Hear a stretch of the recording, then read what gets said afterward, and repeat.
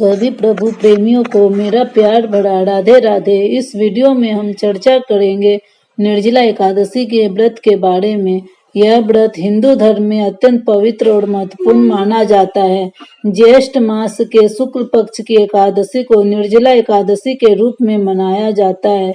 बहुत सुंदर इसका महात्म्य है। हमारे परिवार के लोगों को इसके विषय में जानना बहुत जरूरी है। इस व्रत का पालन भगवान विष्णु की कृपा प्राप्त करने के लिए किया जाता है। इस दिन भक्तगण बिना अन्न जल और ग्रहण किए व्रत रखते हैं और भगवान विष्णु की आराधना करते हैं।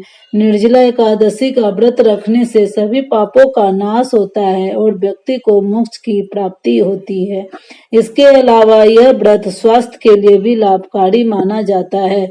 ज्येष्ठ मास के शुक्ल पक्ष में आने वाली पांडव निर्जला एकादशी इस बार आ रही है 18 जून 2024 मंगलवार के दिन। आप जानते हैं गर्ग संहिता में कहा गया है, जो मनुष्य 10,000 वर्षों तक तपस्या करता है उसके समान ही फल वह मनुष्य भी पा सकता है जो शुद्ध भाव से एकादशी व्रत का पालन करता है। और यह आने वाली निर्जला एकादशी इतनी विशेष है, इसलिए इसमें क्या विशेष कार्य करने चाहिए और क्या नहीं करने चाहिए, यह सबसे पहले जान लेना अत्यंत आवश्यक है। और इसलिए आज हम आपको इस वीडियो में विस्तार से और शास्त्रों के प्रमाण से बताएंगे कि इस निर्जला एकादशी में हमें क्या करना चाहिए और क्या नहीं करना चाहिए। एकादशी तिथि हमें परम भगवान श्री कृष्ण की शुद्ध प्रेमा भक्ति प्रदान करने में सक्षम है। इसलिए सबसे पहला और अत्यंत आवश्यक कार्य जो आपको निर्जला एकादशी के दिन करना चाहिए वह है भगवान श्री कृष्ण को प्रसन्न करने के लिए और उनका ध्यान अपनी ओर आकर्षित करने के लिए हरे कृष्ण कृष्ण कृष्ण हरे हरे, हरे राम राम राम हरे हरे इस महामंत्र का जाप करना, और वो भी अधिक से अधिक संख्या में। क्योंकि देखिए भगवान श्री कृष्ण को प्रिय है राधा रानी और राधा रानी को प्रिय है भगवान श्री कृष्ण। इसलिए अगर निर्जला एकादशी के दिन आप सिर्फ श्री कृष्ण का नाम लेंगे तो शायद ही वे आपके से आकृष्ट होंगे, लेकिन अगर आप राधा रानी का भी नाम लेंगे तो वे अवश्य ही आपकी ओर देखेंगे। उसी प्रकार अगर आप निर्जला एकादशी के दिन सिर्फ राधे राधे का जप करेंगे तो हो सकता है भगवान श्री कृष्ण प्रसन्न हो जाए, लेकिन यह भी हो सकता है कि राधा रानी की कृपा दृष्टि आप पर ना पड़े। लेकिन अगर आप भगवान श्री कृष्ण का नाम भी लेंगे तो राधा रानी अवश्य प्रसन्न होगी। और आप तो जानते हैं कि हरे कृष्ण महामंत्र में राधा रानी और भगवान श्री कृष्ण दोनों ही के नाम का ही समावेश हो जाता है।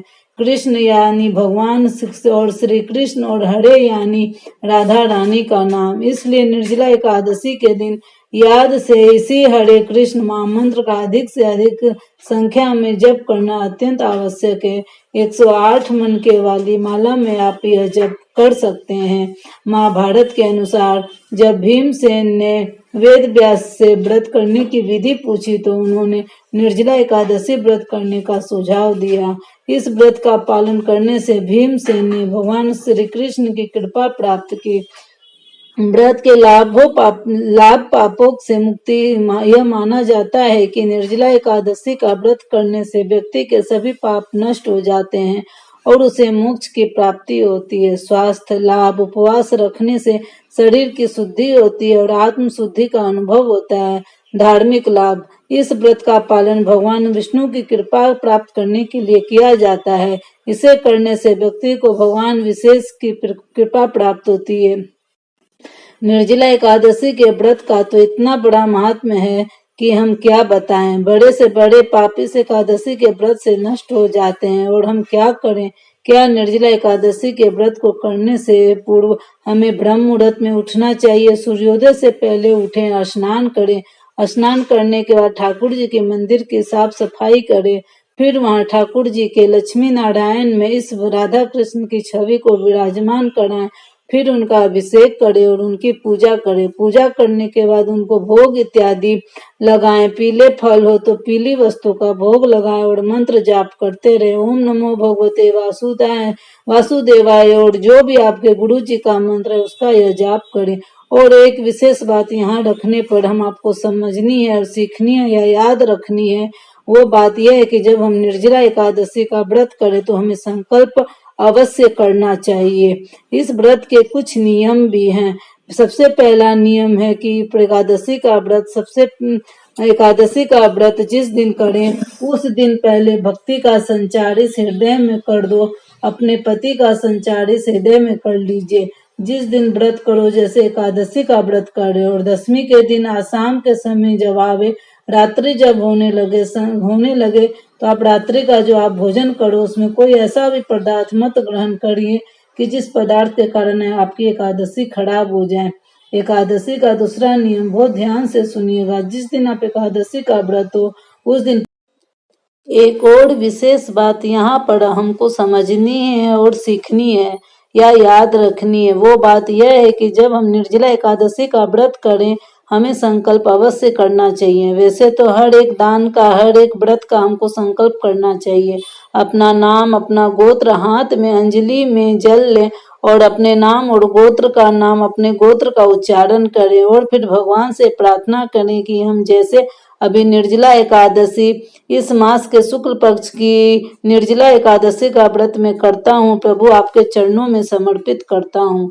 आप मुझे इतनी सामर्थ्य दें, संकल्प अवश्य करें। संकल्प करके व्रत करें और व्रत करने के बाद यह ध्यान रखें कि क्रोध नहीं करना है, दृश्य गंदे ना देखें, श्रवण गंदे ना हो, उचित गंदा ना हो, भगवान की सेवा करें, गो इत्यादि को चारा खिलाएं, दान पुण्य करें, जितना भी शुभ कार्य कर सकते हैं वो हमको करना चाहिए।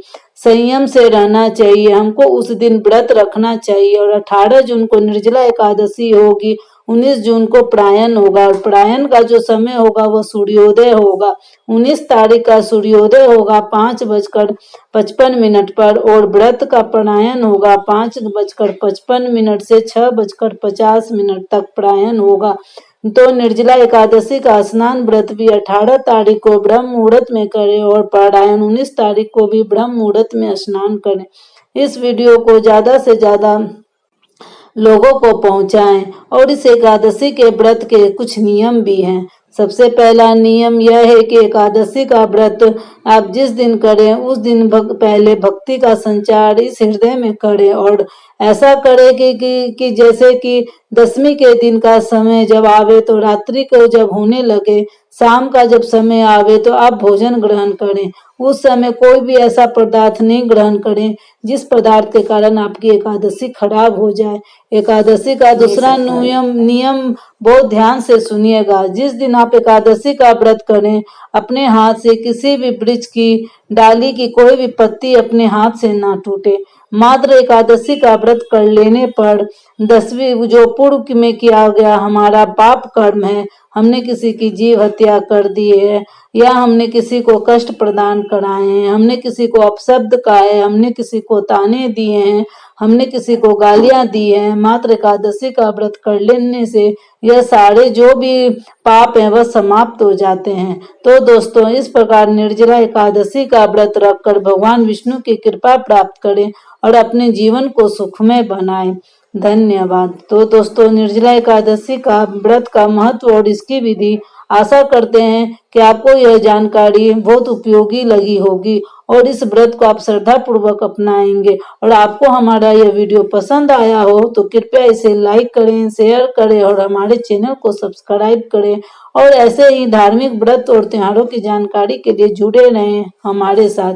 आप सभी को निर्जला एकादशी की हार्दिक शुभकामनाएं। भगवान विष्णु की कृपा आप पर सदैव बनी रहे।